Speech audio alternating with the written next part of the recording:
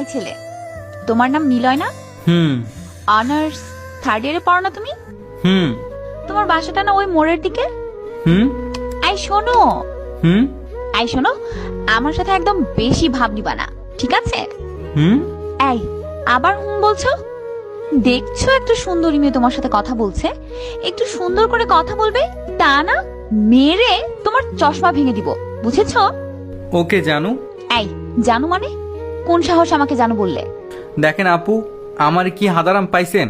আপনার সাথে হুম হুম করে কথা বলেছি, তাই বলেছেন ভাব নিচ্ছি। আবার আপু বললে বলবেন কোন কালেকার আপু, তাই জানু বলে ডাকলাম। ওকে? ওরে বাবা, মাথা ভর্তি চুল, চোখে চশমা পরা হাদারাম ছেলেটা তো দেখি ভালোই কথা জানে। হুম। বাই আপু, ম্যাম, জানু। এই দাঁড়া। আমি আর কোনো কথা না বলে সেখান থেকে চলে আসি। এতক্ষণে যার সাথে কথা বললাম সে হলো রিমি। অনার্স দ্বিতীয় বর্ষে পড়ে। সারাদিন ছেলেদের দৌড়ের উপরে রাখে। কিন্তু আমি আবার কি করলাম ওর কাছে? ক্যাম্পাসে বসে বসে বাদাম খাচ্ছি, তখনই এসে উনি বকবক শুরু করে দিয়েছে। অসহ্য লাগাতে চলে আসলাম। পরের দিন এই ছেলে, আবার খাবা? কিস। এই কি বললি? কিস মানে? আচ্ছা, খেয়ে দে, আপনার কাজ নাই, খালি আমার পেছনে পড়ে আছেন। আর কি খাবো?